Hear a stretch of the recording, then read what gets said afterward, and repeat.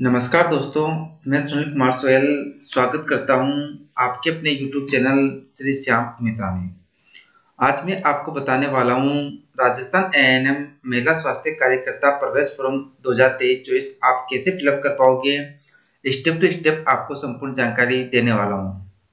आपने अभी तक हमारे चैनल को सब्सक्राइब नहीं किया तो चैनल को सब्सक्राइब कर ले व ऑल नोटिफिकेशन को ऑन कर ले ताकि आपको सभी सरकारी भर्ती से जुड़ी अपडेट और उनके फॉर्म फिलअप से संबंधित जानकारी मिल सके।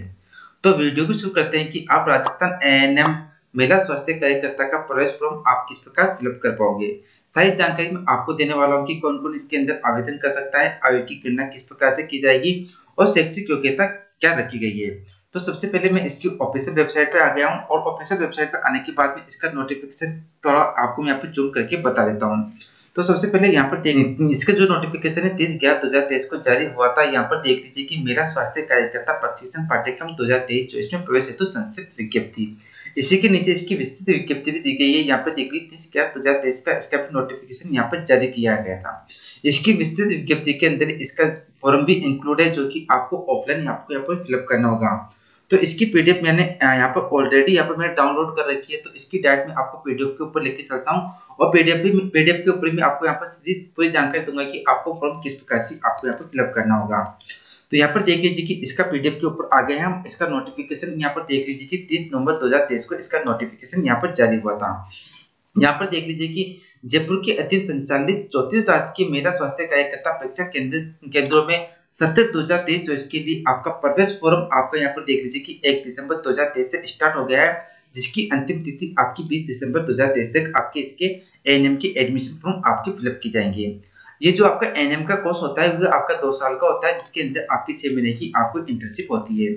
आवेदन जो आपका आवेदन फॉर्म है ये क्या होगा कि आवेदन फॉर्म आपका ऑफलाइन प्राप्त करा जाएगा और जिसके साथ आपको दस्तावेज की सत्यापित प्रतियां इसके साथ आपको संलग्न करनी होगी। एवं जो आपका ये जो फॉर्म होगा आपको मुख्य चिकित्सा और स्वास्थ्य अधिकारी के नाम से फिलअप किया जाएगा और जिस डिस्ट्रिक्ट से आप अप्लाई कर रहे हो उस डिस्ट्रिक्ट का नाम आपको यहाँ पर आगे लगा देना है। इसके साथ आपको आपका 20 रुपए का पोस्टल ऑर्डर भी आपको यहाँ पर इंक्लूड करना होगा।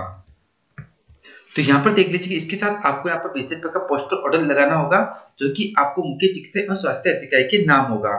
यहाँ पर एक और नोट करके आपको यहाँ पर बताया गया है कि यहाँ पर अनुसूचित जाति और अनुसूचित जनजाति के लिए ये फॉर्म बिल्कुल आपको यहाँ पर निःशुल्क रहेगा।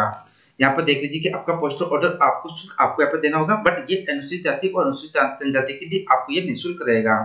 आवेदन पत्र आप रजिस्टर्ड या साधारण डाक या स्पीड पोस्ट के माध्यम से आप अपने ऑफिस में डिपार्टमेंट के अंदर भेज सकते हो यहाँ पर मुख्य चिकित्सा और स्वास्थ्य अधिकारी के पास, या आप अपना व्यक्तित्व भिजवाए आप व्यक्तित्व भी आप जाके बाहर भी आपका आवेदन यहाँ पर जमा करा सकते हो। अब जान लेते हैं कि इसके अंदर कौन कौन आवेदन कर सकता है, क्या क्या इसकी शैक्षिक योग्यता रखी गई है। तो सबसे पहले बात कर लेते हैं एन नंबर पॉइंट के ऊपर। यहाँ पर देख लीजिए शैक्षिक योग्यता। आपको इस फॉर्म को अप्लाई करने के लिए आपकी शैक्षिक योग्यता सीनियर सेकेंडरी रखी गई है, यानी कि आपका यहाँ पर 12th पास आउट होना आपका यहाँ पर जरूरी है। 12th पास आउट होना आपका यहाँ पर जरूरी है इसके अंदर आवेदन करने के लिए। बी नंबर पॉइंट पर देख लीजिए कि आपकी प्रशिक्षण अवधि, जो आपका ये जो कोर्स होगा ये आपका 2 साल का होगा, जिसमें 18 माह का तो आपका कोर्स होगा और 6 माह की आपकी क्या होगी इंटर्नशिप होगी। ये तो हो गई कि आपकी प्रशिक्षण अवधि के बारे में मैंने आपको यहाँ पर जानकारी दे दी है। और प्रशिक्षण अवधि के बारे में यहाँ पर आयु, इसके अंदर कौन कौन सी आयु की महिलाएं यहाँ पर आवेदन कर सकती है। तो सबसे पहले बात कर लेते हैं कि आपकी आयु की गणना 31/12/2023 के आधार पर की जाएगी। 31/12/2023 यानी कि 31 दिसंबर 2023 को आपकी आयु 17 वर्ष से कम और 34 वर्ष से अधिक की नहीं होनी चाहिए। यहाँ पर आयु में अधिकतम छूट दी गई है। अनुसूचित जाति और अनुसूचित जनजाति को और अन्य पिछड़ा वर्ग को यहाँ पर अधिकतम आयु में 5 वर्ष की छूट दी गई है। ये तो हो गई आपकी आयु की बात होगी और आपकी प्रशिक्षण अवधि की भी बात होगी और आपकी शैक्षिक योग्यता की बात हो गई। यहाँ पर डी नंबर पॉइंट पे आपका आरक्षण के बारे में बताया गया है कि किस प्रकार से आपको यहाँ पर आरक्षण दे होगा। यहाँ पर मैं इंपॉर्टेंट जो चीजें होगी वही मैं आपको यहाँ पर बताऊंगा। यहाँ पर मैं स्क्रॉल करते हुए नीचे आ जाता हूँ। नीचे आने के बाद में यहाँ पर देख लीजिए कि इन नंबर पॉइंट के ऊपर आपकी चयन प्रक्रिया किस प्रकार से रहेगी। यहाँ पर देख लीजिए कि चयन में राजस्थान के मूल निवासी के अभ्यर्थी को प्राथमिकता दी जाएगी। इसके अंदर चयन के अंदर राजस्थान का जो मूल निवासी है उसको यहाँ पर प्राथमिकता दी जाएगी। तो इसके लिए आपको यहाँ पर मूल निवास प्रमाण पत्र सत्यापित प्रति आपको संलग्न करनी होगी। आप जब भी आप ये फॉर्म लगाओगे तो उसके साथ में आपको अपने मूल निवास की फोटोकॉपी और आपको स्वयं सेल्फ अटेस्टेड करके इसके साथ संलग्न करना होगा। यहाँ पर मैं थोड़ा स्क्रॉल करते हुए नीचे आ जाता हूँ। नीचे आने के बाद में यहाँ पर देख लीजिए कि जो आपकी मेरिट होगी आपका चयन किस प्रकार से होगा? आपकी चयन के लिए आपकी मेरिट आपके यहाँ पर मेरिट के आधार पर आपका चयन होगा। मेरिट के आधार पर जिलेवार चयनीवार आपकी मेरिट सूची तैयार की जाएगी। तो यहाँ पर देख लीजिए कि आपकी जो यहाँ पर मेरिट बनेगी वो जिलेवार बनेगी और आपकी मेरिट आपके 12th सीनियर सेकेंडरी आपके 12th सीनियर सेकेंडरी की प्राप्तियों के आधार पर आपकी मेरिट तैयार होगी, जो कि जिलेवार आपकी मेरिट रहेगी। इसकी ज्यादा जानकारी के लिए आप इसकी ऑफिशियल वेबसाइट पे आ सकते हो। वैसे इस पीडीएफ का लिंक मैं आपको वीडियो के डिस्क्रिप्शन में दे दूंगा, वहां पर क्लिक करके आप इस पीडीएफ को वहां से आप यहाँ पर डाउनलोड कर सकते हो। अब यहाँ पर मैं स्क्रॉल करते हुए नीचे आ जाता हूँ और नीचे आने के बाद में यहाँ पर देख लीजिए आपका जो आवेदन फॉर्म होगा वो इस प्रकार का रहेगा। सबसे पहले आपको मैं इसकी हेडिंग बता देता हूँ कि महिला स्वास्थ्य कार्यकर्ता प्रशिक्षण पाठ्यक्रम 2023-24 में प्रवेश हेतु आवेदन प्रारूप। तो आपका आवेदन फॉर्म यह रहेगा। इस आवेदन फॉर्म का लिंक भी मैं आपको पीडीएफ का लिंक भी मैं आपको वीडियो के डिस्क्रिप्शन में दे दूंगा। आप वहां पर क्लिक करके डायरेक्ट आप अपनी यह आवेदन पत्र वहां से डाउनलोड कर सकते हो और उसको ऑफलाइन यहाँ पर फिलअप कर सकते हो। आपका जो आवेदन फॉर्म है आपका 2 भाग में भरा जाएगा। भाग ए, तो मैं सबसे पहले भाग ए के बारे में बता देता हूँ कि आपको अपना आवेदन फॉर्म कैसे फिलअप करना है। सबसे पहले आपकी जो पासपोर्ट साइज की फोटो होगी, आपको अपनी पासपोर्ट साइज की फोटो आपको यहाँ पे चिपका देनी है और यहाँ पर फोटो चिपकाने के बाद में आपके सेल्फ सिग्नेचर आपको यहाँ पर करने होंगे। आपकी फोटो के ऊपर सिग्नेचर आपको इस तरह से आपको यहाँ पर करने होंगे, जो कि आपके आधे सिग्नेचर तो फोटो के बाहर रहेंगे और आधे सिग्नेचर आपके फोटो के ऊपर रहेंगे। ये सभी डिटेल फिलअप करने के बाद में यहाँ पर देख लीजिए कि कृपया अपने से संबंधित बॉक्स के ऊपर आपको राइट चिन्ह अंकित करना है। यहाँ पर आपको 2 नंबर पॉइंट के ऊपर यहाँ पर देख लीजिए कि आपको अपनी सीनियर सेकेंडरी आपको अपने 12th क्लास की डिटेल आपको यहाँ पर फिलअप करनी होगी। सबसे पहले आपको यहाँ पर बताना होगा कि आपने जो 12th क्लास पास किया है, कौन से बोर्ड से पास किया, कौन से विश्वविद्यालय से पास किया, उसका नाम आपको यहाँ पर देना होगा। मेरे केस के अंदर मैंने यहाँ पर 12th क्लास आरबीएससी से पास किया है, तो मैं यहाँ पर आरबीएससी यहाँ पर फिलअप कर दूंगा। आरबीएससी अजमेर में यहाँ पर फिलअप कर दूंगा। जिस बोर्ड से भी आपने यहाँ पर 12th क्लास आपने पास किया, उस बोर्ड का नाम आपको यहाँ पर फिलअप कर देना है इस तरह से। यहाँ पर केवल मैं आपको एग्जांपल के तौर पर बता रहा हूँ। यहाँ पर मैंने 12th class RBSC Ajmer Rajasthan board secondary education Ajmer से पास किया, तो मैंने यहाँ पर आरबीएससी अजमेर फिलअप कर दिया है। जहाँ से भी आपने अपना 12th क्लास पास किया, उस बोर्ड और विश्वविद्यालय का नाम आपको यहाँ पर फिलअप कर देना है। फिर आपने 12th क्लास कौन से ईयर के अंदर पास किया था, वो सन भी आपको यहाँ पर फिलअप करना होगा। जिस सन के अंदर आपने 12th क्लास पास किया था, उस ईयर का नाम भी आपको यहाँ पर फिलअप कर देना है इस तरह से। फिर आपके 12th क्लास के रोल नंबर आपको यहाँ पर फिलअप करने होंगे। आपके 12th क्लास के जो भी रोल नंबर है आपको मार्कशीट पे देख के आपको यहाँ पर फिलअप करने होंगे। फिर आपका 12th क्लास का जो पेपर था, मैक्सिमम मार्क्स कितने का था, पूर्णांक कितना का था, वो आपको यहाँ पर फिलअप करना होगा कि आपका 12th क्लास का पूर्णांक आपका कितने का था, वो यहाँ पर फिलअप करना होगा। पूर्णांक फिलअप करने के बाद में आपके कितने प्राप्तांक आए थे, वो प्राप्तांक भी आपको यहाँ पर फिलअप करने होंगे 12th क्लास के, और आपके कितने परसेंटेज निकल रहे हैं वो परसेंटेज भी आपको यहाँ पर फिलअप करने होंगे यहाँ पर इस तरह से। यहाँ पर केवल मैं आपको एग्जांपल के तौर पर बता रहा हूँ, आपको अपनी मार्कशीट के अकॉर्डिंग पूरी डिटेल आपको यहाँ पर फिलअप करनी है। केवल मैं आपको यहाँ पर एग्जांपल के तौर पर बता रहा हूँ। इस तरह से आपको अपनी 12th क्लास की डिटेल आपको यहाँ पर फिलअप करनी होगी और 12th क्लास की डिटेल फिलअप करने के बाद में आपको यहाँ पर स्क्रॉल करते हुए नीचे आना होगा। यहाँ पर स्क्रॉल करते हुए नीचे आने के बाद में यहाँ पर देख लीजिए 1 नंबर पॉइंट के ऊपर आपकी जाति आपको यहाँ पर सिलेक्ट करनी होगी। जिस जाति से जिस कैटेगरी से आप बिलोंग करते हो उसके ऊपर आपको यहाँ पर टिक पर क्लिक करना होगा। यहाँ पर दी गई यदि आप सामान्य से बिलोंग करते हो तो सामान्य से, यदि आप ईडब्ल्यूएस से बिलोंग करते हो तो आपको यहाँ पे ईडब्ल्यूएस पे आपको यहाँ पे टिक करना होगा। बट यहाँ पर मैं जिसका फॉर्म अप्लाई कर रहा हूँ वो ऐसी कैटेगरी से बिलोंग करता है, तो ऐसी कैटेगरी पे यहाँ पर टिक कर दूंगा। फिर 2 नंबर पॉइंट पे देख लीजिए कि क्या आप एक पैर से विकलांग हो और उसके अकॉर्डिंग आप यहाँ पर प्रवेश चाहते हो, तो आपको वहां पर क्लिक करना होगा और उससे संबंधित यहाँ पर प्रमाण पत्र भी आपको यहाँ पर संलग्न करना होगा। बट यहाँ पर मैं जिसका भी यहाँ पर आवेदन कर रहा हूँ वो एक पैर से विकलांग नहीं है, तो यहाँ पर मैं नेक के ऊपर टिक कर दूंगा। आपके केस के अंदर आपके अकॉर्डिंग आपको यहाँ पर देख लेना है। 3rd नंबर पॉइंट पे देख लीजिए, क्या अभ्यर्थी विभागीय महिला चतुर्थ श्रेणी कर्मचारी है। यदि अभ्यर्थी विभागीय महिला चतुर्थ श्रेणी कर्मचारी है तो आपको यहाँ पर टिक करना होगा और उससे संबंधित फॉर्म भाग से आपको यहाँ पर फिलअप करना होगा। आपको मैं भाग से बता देता हूँ, भाग से फॉर्म आपको यहाँ पर नीचे दिया गया है, ये फॉर्म आपको यहाँ पर फिलअप करना होगा। यदि आप यहाँ पर चतुर्थ श्रेणी कर्मचारी महिलाएं या आंगनबाड़ी कार्यकर्ता है तो आपके साथ में ये फॉर्म भी आपको यहाँ पर संलग्न करना होगा फिलअप करके। यहाँ पर देख लीजिए ऊपर यहाँ पर बताया गया है, तो आपको यहाँ पर बाक्स का फॉर्म भी आपको यहाँ पर फिलअप करना होगा। बट यहाँ पर जिसका मैं आवेदन कर रहा हूँ वो अभ्यर्थी महिला चतुर्थ श्रेणी कर्मचारी नहीं है, तो मैं यहाँ पर नहीं पर टिक कर दूंगा और यहाँ पर मैं क्या कर दूंगा, क्रॉस कर दूंगा। इसी प्रकार 4 नंबर पॉइंट पे देख लीजिए, क्या अभ्यर्थी आंगनबाड़ी कार्यकर्ता है, आशा सहयोगी है। यदि अभ्यर्थी आंगनबाड़ी कार्यकर्ता या आशा सहयोगी है तो आपको यहाँ पर टिक करना होगा और उससे संबंधित फॉर्म भाग नंबर 7 आपको यहाँ पर फिलअप करना होगा।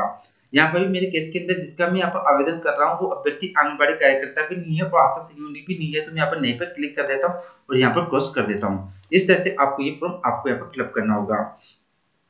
फिर यहाँ पर देख लीजिए कि 5 नंबर पॉइंट के ऊपर, क्या मिलिट्री, पैरामिलिट्री या पुलिस मर्तक कार्मिकों की विधवा या अन्य से की विधवा है? यदि कोई अभ्यर्थी, महिला अभ्यर्थी यहाँ पर आवेदन कर रही है तो वो या पुलिस या मर्तक कर्मियों की विधवा है या अन्य श्रेणी की विधवा है, तो उसको यहाँ पर हाँ पर टिक करना होगा।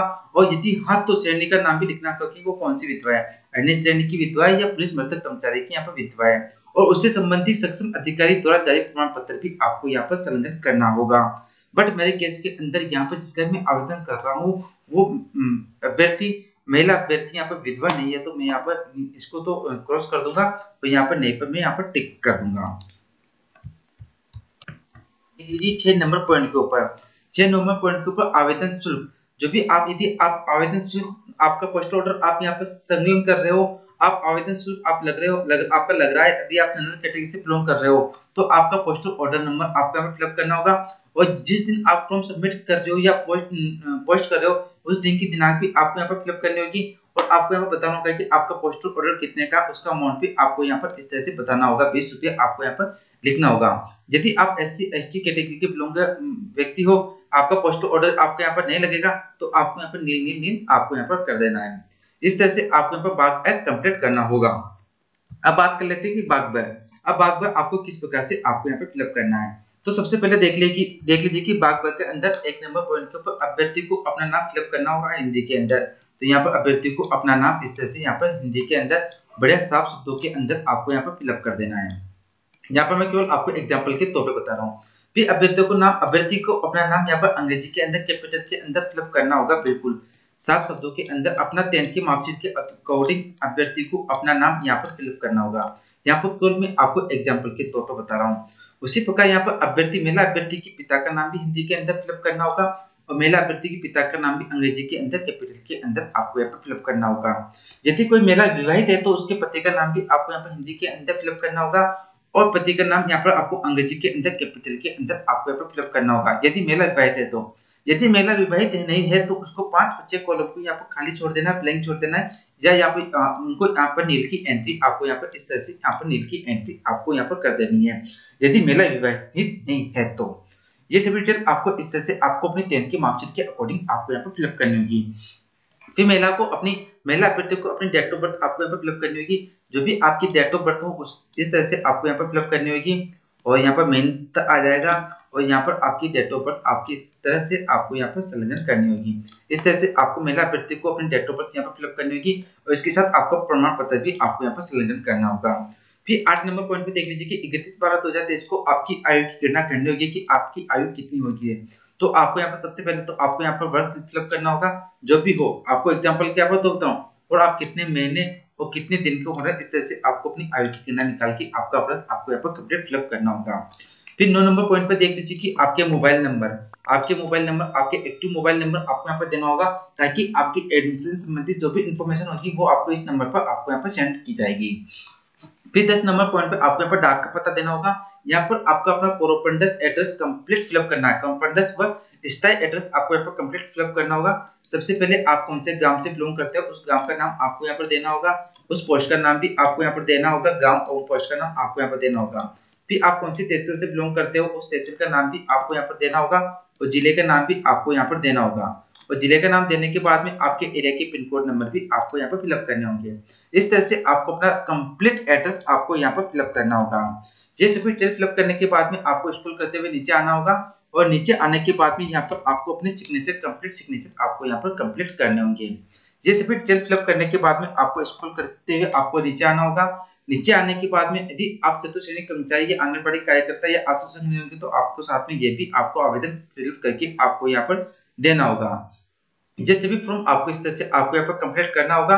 कंप्लीट करने के बाद में इसके साथ आपको यहाँ पर डॉक्यूमेंट्स आपको यहाँ पर क्या डॉक्यूमेंट्स आपको कंप्लीट करने होंगे।